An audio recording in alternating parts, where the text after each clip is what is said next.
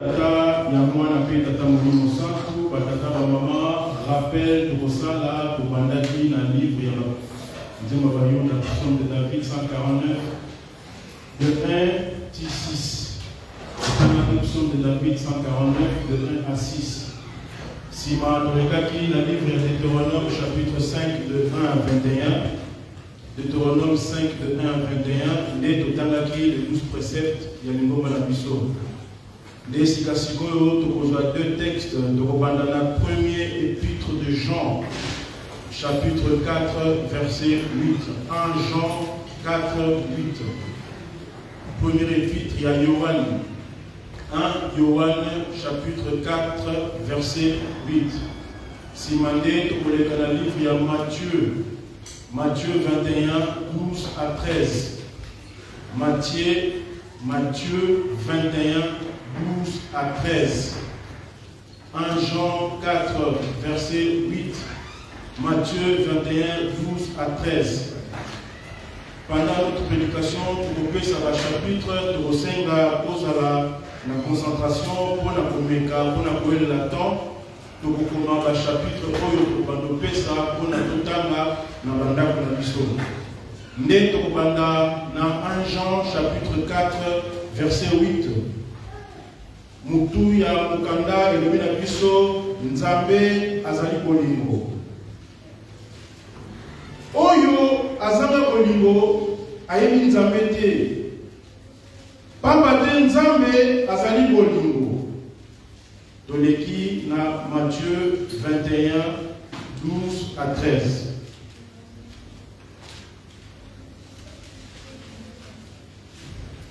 Matthieu 21, 12 à 13.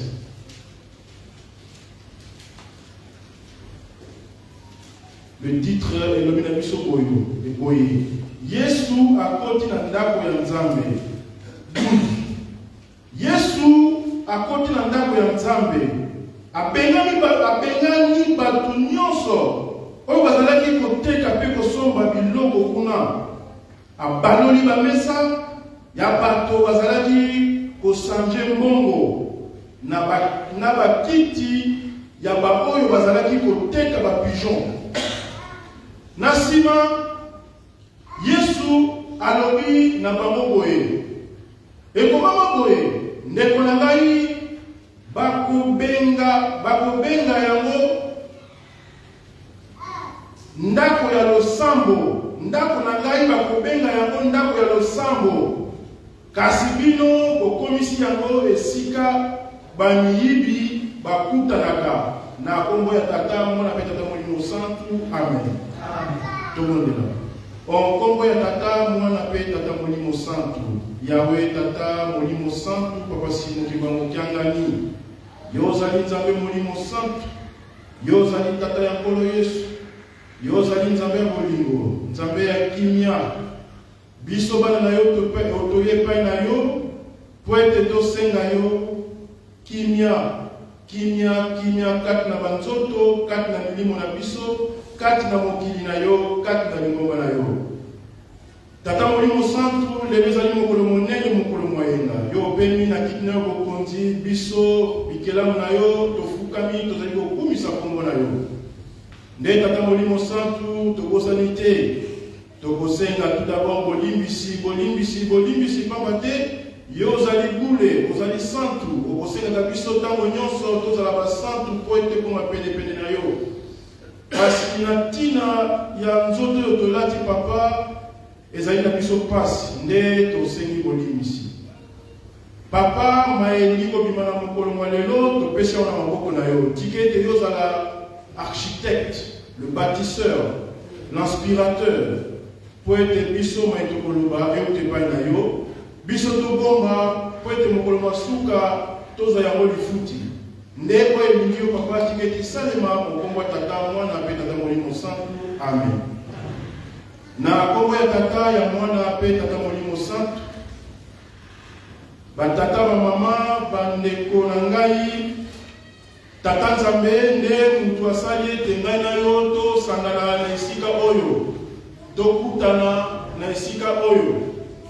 Solo ce que zalaki nzambe te, ngai na yo tolingaki koyebana te. Mais bolingo na ye nde ekomisi biso na mokolo mwa lelo esengeli biso tokumisa tata nzambe. Chaque jour soki tolamuki soki okomi na journée ya sika esengeli ofukama tata nzambe merci na bolingo na yo na mokolo mwa lelo. Lelo tozali mokolo mwa yenga, lobi tokokoma mokolo mwa lendi. Ba oyo tokokoma mokolo mwa lobi esengeli toyeloba na nzambe tata nzambe merci pamba te bolingo na yo ezali monene. Batata ba maman bandeko touti ko traverser fête le 4 août. Oh ezalaki na biso dans la semaine. Le 4 août avant et comme biso ba jeune ezalaki mokolo ya sacrifice. Sacrifice na ndenge nini? Maman mvete bibi akufaki mokolo wana. Est-ce que tata nzambe papa donné na kuntima ayebaki te ke likambo wana ngosala mande wana?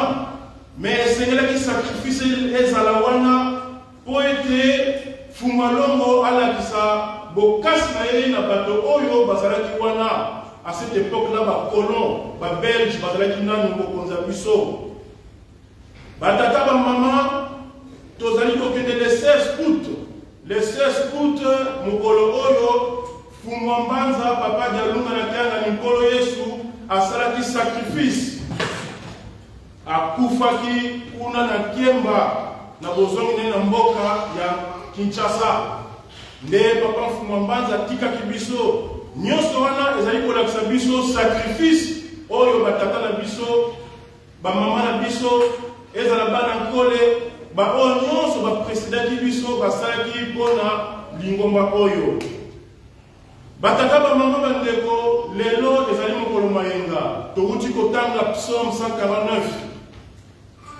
Solo batata après kufa ya nkolo Yesu 2 siècles après environ mutu moko abimaki mutu wana kombo na ye ezalaki Marcion de Sinope azalaki très riche marchand azalaki originaire ya mer Noire mutu wana azalaki navigateur ye azalaki na mbongo vraiment mingi pe tata wana azalaki matata mingi ye mbongo na ye azalaki koutilize yango mpona kosegue ou bien kodivize bandimi à cette époque là kuna na Rome ye ntango amonaki mai oyo ekomami na Ancien Testament na oyo ekomami na Nouveau Testament mpo na ye alobi banzambe bazali mibale azali na moko te.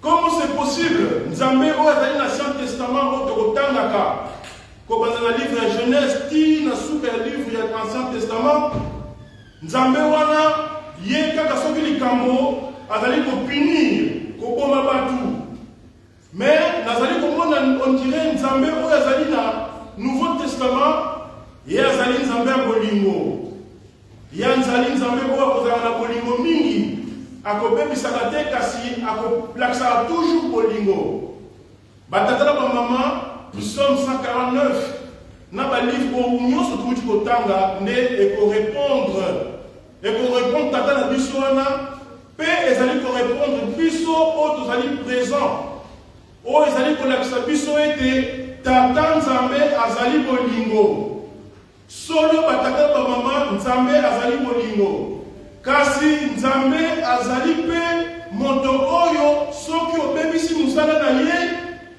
akopinir yo akopesa yo pasi batata na bamama nzambe azali bolingo kasi nzambe mpe akozalaka méchant na baoyo bakotosaka mibeko na ye te nde psaume 149 ezali kosenga na biso ete tokumisa nzambe oyo ya bolingo pamba te ezala na pasi nzambe wana azali kokotela biso ngai na yo batata bamama tozala bapasi ya ndenge na ndenge ezala bapasi ya mikanda ezala bapasi ya kobota ezala bapasi ya mabala ezala na pasi ya physique spirituel mental bapasi ya ndenge na ndenge toza na yango solo ezali kosala biso motema pasi kasi tata nzambe alobi azali nzambe bolingo akokotela biso akokundela biso makambo nyonso oyo tozali yango posa tata nzambe akosalela biso kasi mpona asalela biso esengeli ngai na yo tokumisa ye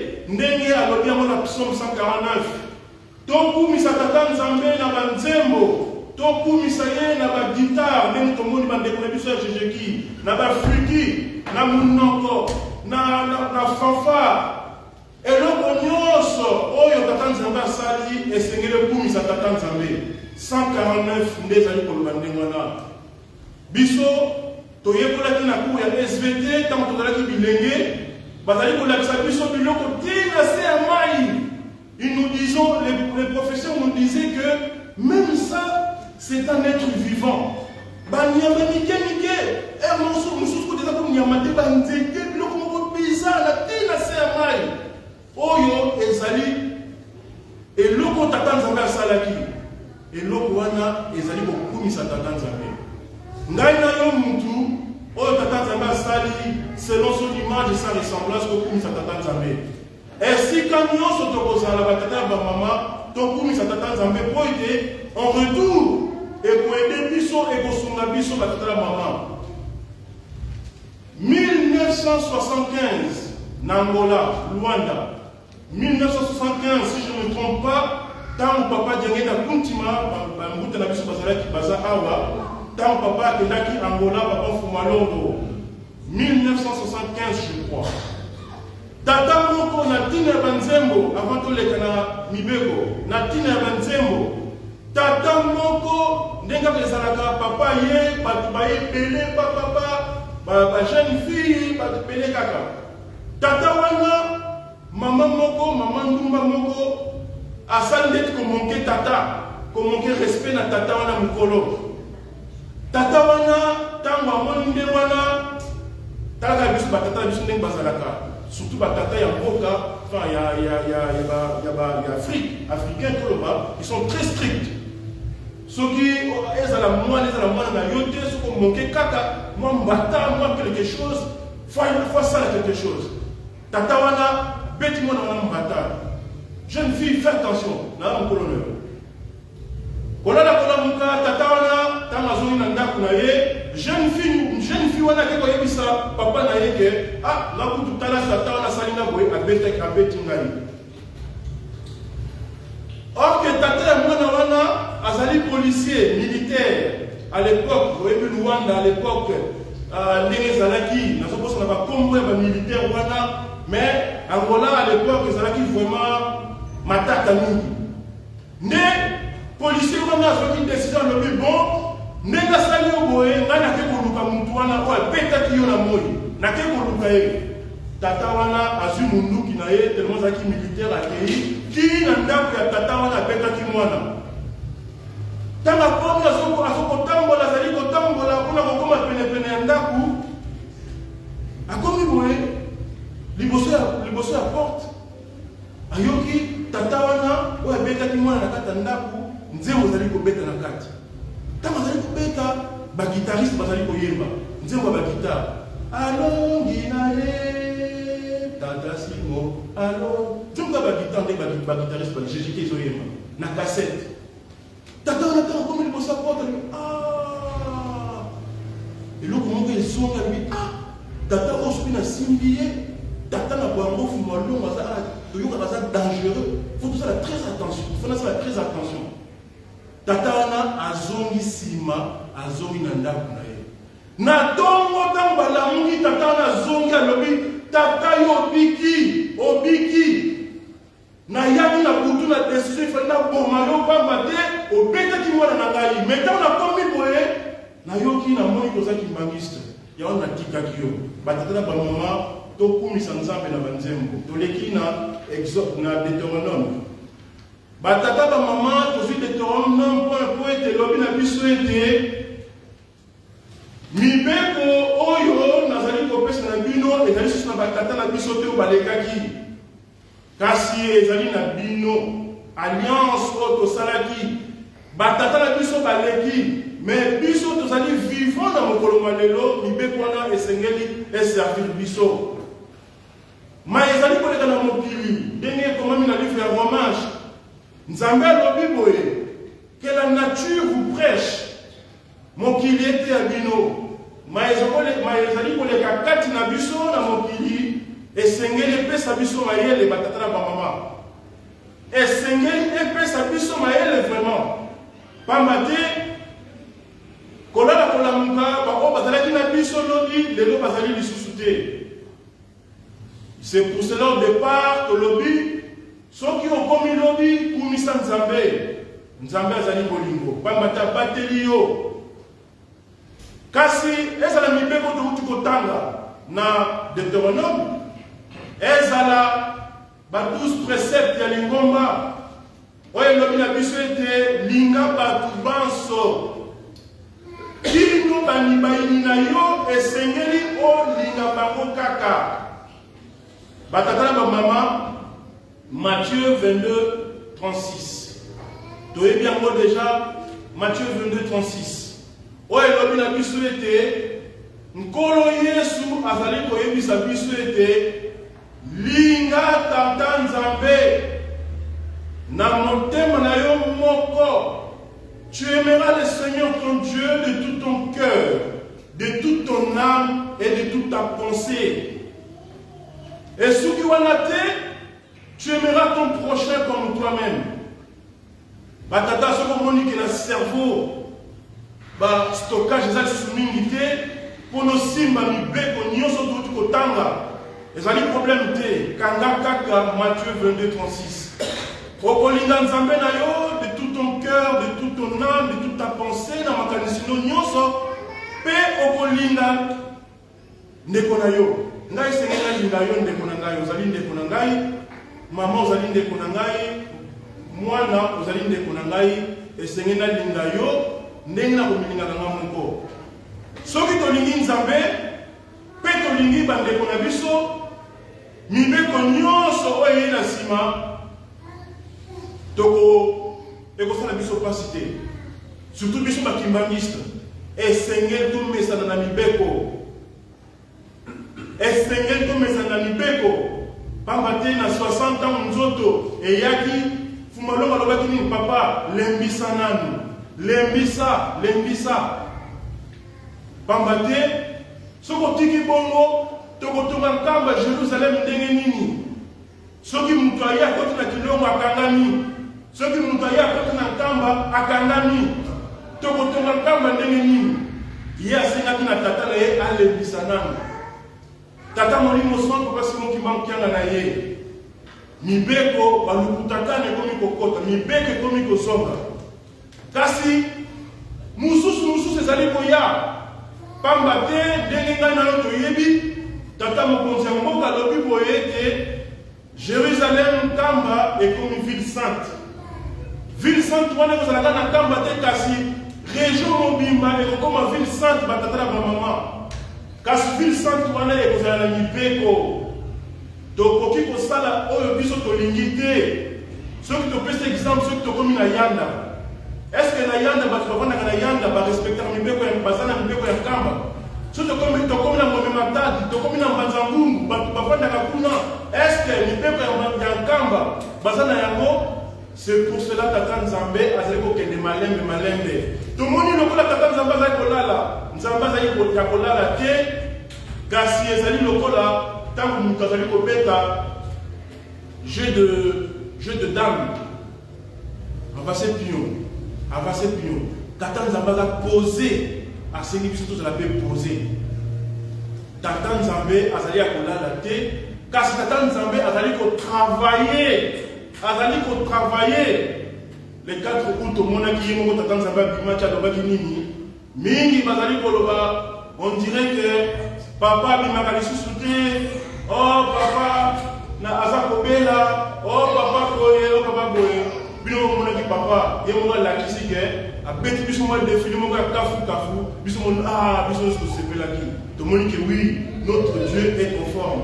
Oui, tata nzambe za kolala te kasi azali ko travailler pour na ngai na yo moto mwindu pe mokili mobimba ba oyo bazali kotosa mibeko na ye. Na mibeko linga nzambe na yo pe linga moninga na yo ndenge okomilingaka. Touti kotanga na livre ya Jean ndenge tolobaki ete tata nzambe azali bolingo. Kasi soki ozali kobebisa mosala na ye, tata nzambe akopunir yo. Batata na bamama, bana ya blanc minime. Esengeli tolamoka. C'est vrai que le long nazali komona ba jeune na biso mingi. C'est vrai que congé, c'est tout à fait normal. Pambate na mokanda ya nzambe lobi également, vous devez profiter de votre jeunesse. Vous devez aérer vos esprits. Il faut que d'ailleurs,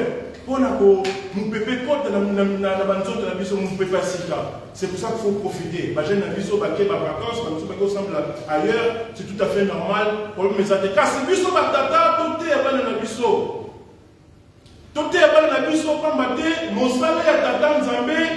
Jérémie 48, 10. Maudit soit-il celui qui travaille, qui fait l'œuvre de Dieu avec négligence. Moto oya kosala kamosala ya nzambe na bolengu akozala maudit. Batata ba mama ezongeli biso bana ya blanc minime. Biso esengeli to travailler pour la gloire de Dieu. Mosala onyoso kosala ezali pona bonene ya tata nzambe. Tozosala ko biso moko pona monene na biso te kasi za pona tata nzambe. Mingi, oyo tata nzambe apesaki bango makasi nguya. Toyebi ba témoignage ezali. Tata nzambe apesi bango quelque chose. Soki pe aye abondeli eloko moko monani.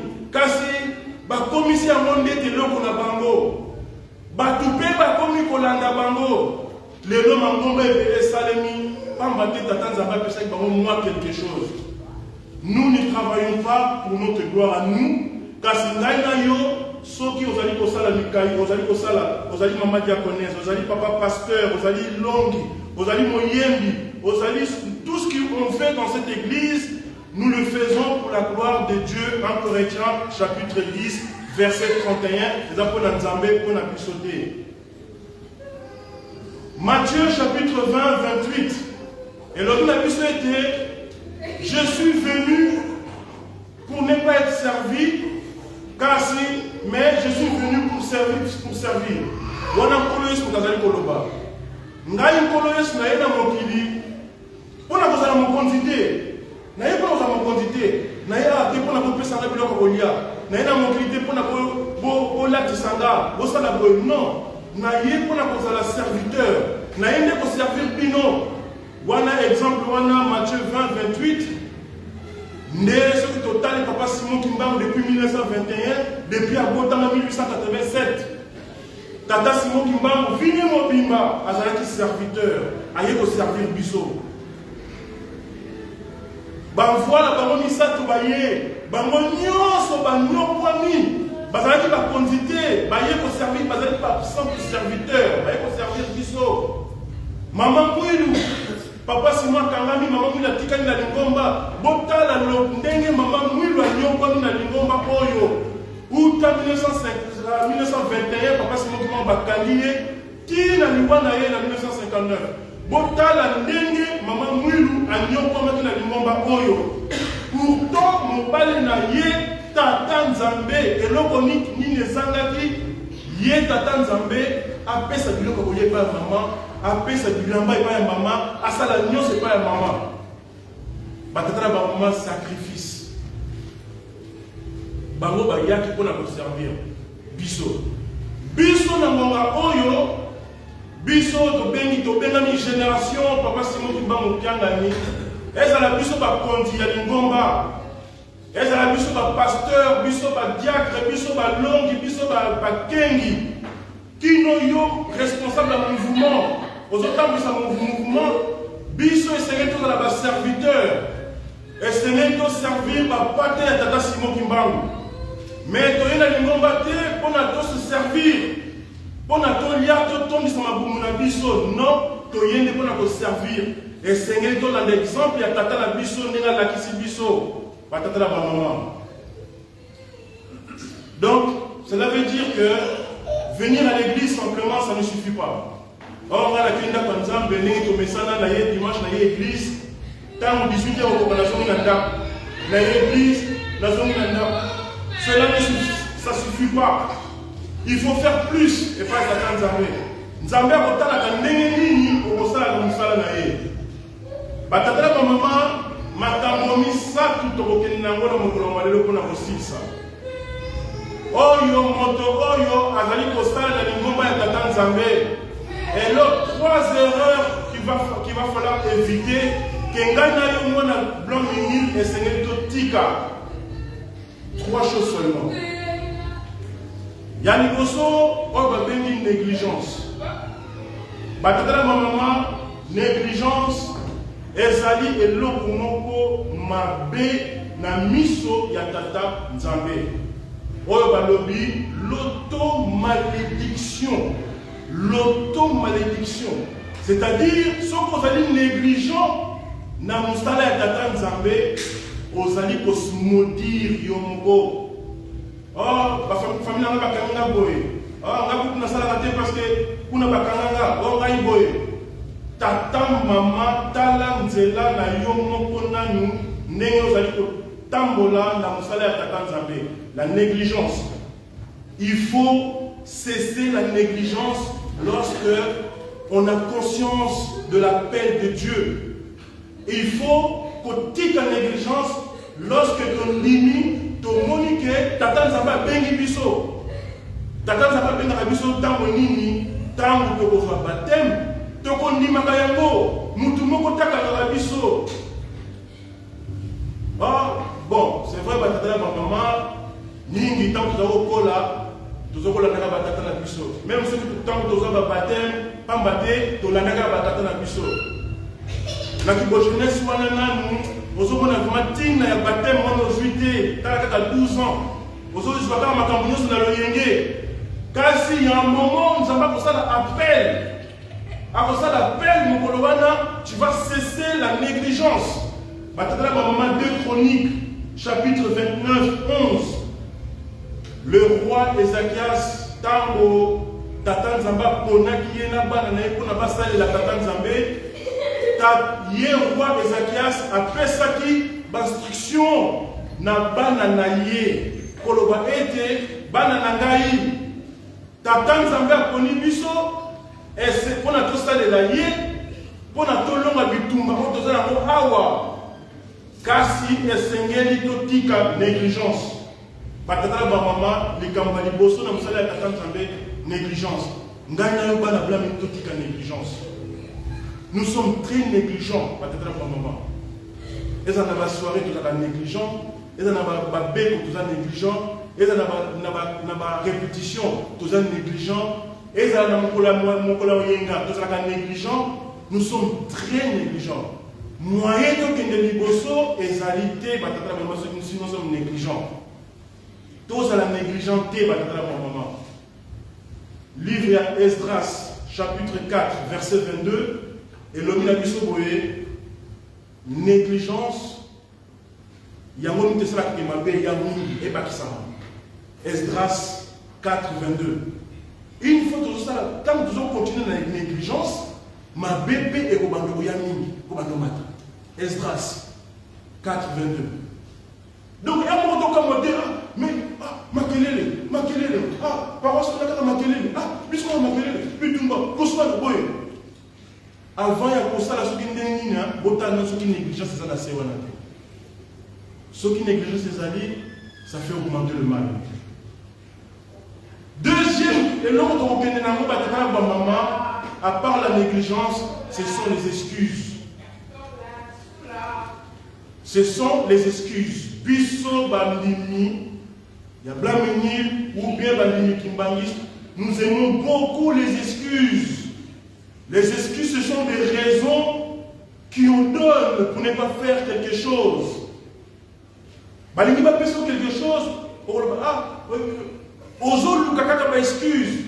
Livre d'Ecclésiaste, chapitre 5, verset 5. Et l'homme a dit vaut mieux la banalité. La banalité. Qu'on a bandai, mais on s'est dit à côté. Vaut mieux ne pas faire de vœux que de faire et ne pas le réaliser. Biso ton nimaki no sala ya tata singo kimbangu tangu tuzoki patem na biso. Nene nini lelo ekomi ke ba esquisse ekomi mingi na mosala ya tata Nzambe. Ce que je dis, ah non, on a été vraiment, batata ma maman, ah ouais, puis ce blâme tout ça boni boni. Tout qui qu'on traversé fait il y a le 4 août, et l'homme qu'on y puis ce que jeune, il y a blâme meni tout ça dans Kamba. Quand tu dis $, il y a papa qui peut citer, $10 pour ton Kamba. Tu peux citer l'homme de mon côté. Nous sommes ici, nous ne sommes pas beaucoup. Et Seigneur, nous sommes sur tout ça, la batata ma maman. Donc, mais c'est incroyable ce qui va y avoir. Au bout de poste, au salaire, ce qui est pour notre poste. Car si ceux qui va être au PSA, ah, papa, au monde n'a pas qui. Tous en a secrétaire, tous en a secrétaire, tous en a pas qui, tous en a boité, tous en a boité. Papa, il y a un peu ça m'a beaucoup n'a pas qui. Mais il faut venir. Il faut venir. Mais toi, tu vas trouver une excuse. Non, maman, ce sont des excuses. Nzambe akolanda yo. Yeba yango, tsana mutema na yo, tata Nzambe akolanda yo. Pamba te ba poni yo boyi, tata Nzambe akolanda yo. Toza toujours na toi, makambo toza ko par rapport ya bato bazana katanda ka Nzambe. Ya papa Simon Kimba. Ndimba mosala ko bazana ko pesa no pesa maboko na mosala ya tata Nzambe batata la maman. Écoutez cette révélation. Deux excuses. Deux révélations concernant les excuses. Premièrement, bateau va message d'excuses. Excuses et zali pour irriter Tata Nzambe. Et pousse Tata Nzambe à nous remplacer. Tata Maman, est-ce que vous allez comprendre? Les excuses irritent. Irritent na lingala. Donc, tout Tata Nzambe, irrité. Vous allez couper sa kanda na Tata Nzambe. Nous tous ça va excuse. Vous allez couper sa kanda na Tata Nzambe. En plus de ça, vous allez pousser, vous allez couper Tata Nzambe. Alors on l'a yo. À côté ça, mon sous. Et mon sous soit le moment là, moins qualifié que toi. À quoi vous me dites? Oh mais tout le monde a une église, au moment où tout le monde a côté de l'église, à quoi nous pouvons nous côté. Tout le monde a oh mais pourquoi il y a côté de la lobby, il y a côté de la lobby. Maman, ça c'est la première révélation. Luc, ils ont Luc, chapitre 14, versets 16 à 24. C'est Apolloïs, pour appeler ça qu'il a Luc 14, 16, 24. Ce que vous avez compris, ça va excuse. Pour l'ongola yo, pour ça, mon sous. Quand tu poses la tête que ni bazana libanda, bazolinga bakota na ndako ya Nzambe. Tant ba okota, yo mutu na négligence, mutu ba excuse. Ah, papa m'a pas obtenu un Simona l'église, ce qui est pasteur Johnny, à côté d'Ara, à communier président, ce qui est groupe Nini, bisous pas maté, bisous zone négligée.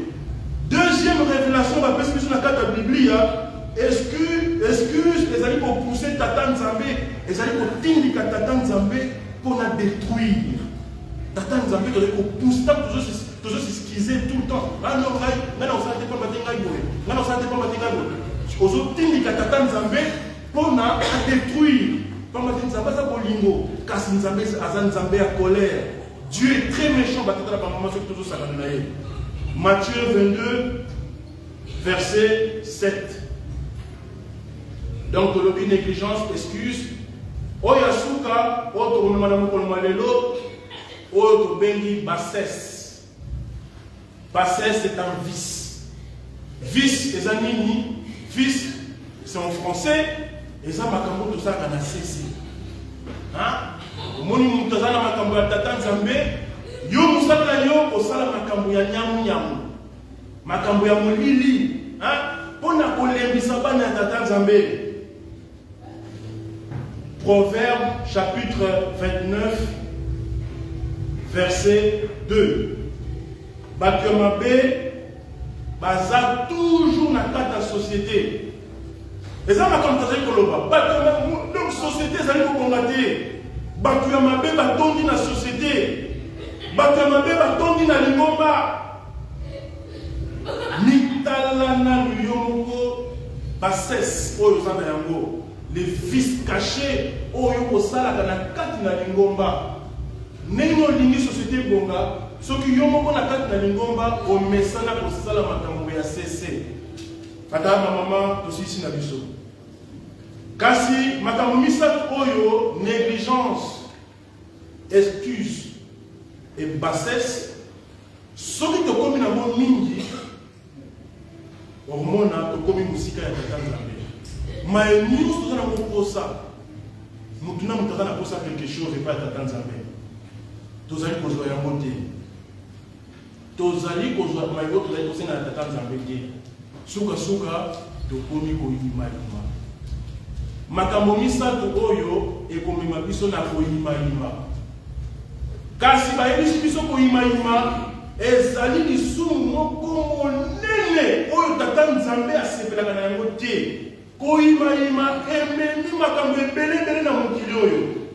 Kasi mpona kosukisa tosisi na biso tokosengaka bandeko na biso ya Jejeki nzembo koyima nde ezongisaki bana Israel na Burundi.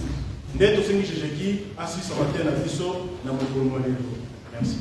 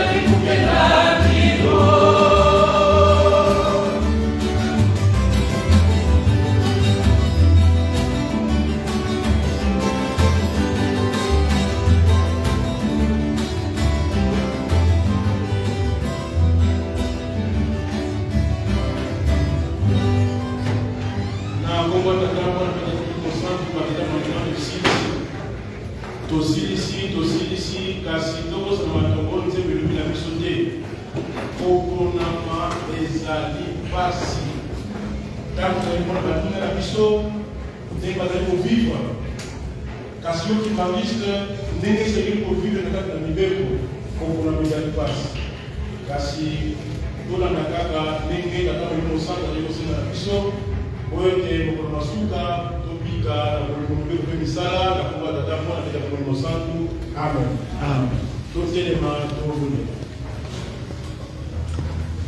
Oremos. Em nome do Pai, do Filho e do Espírito Santo. Pai nosso, está no céu, santificado seja o teu nome. Venha o teu reino, seja feita a tua vontade. Assim na terra como no céu, pão-nos que temos de hoje. Perdoa-nos os pecados como nos perdoamos os devedores. Não nos tentação, mas livra-nos do mal. É o teu reino, a glória para sempre. Em nome do Pai, do Filho e do Espírito Santo. Amém. Amém. Estou sem dizer.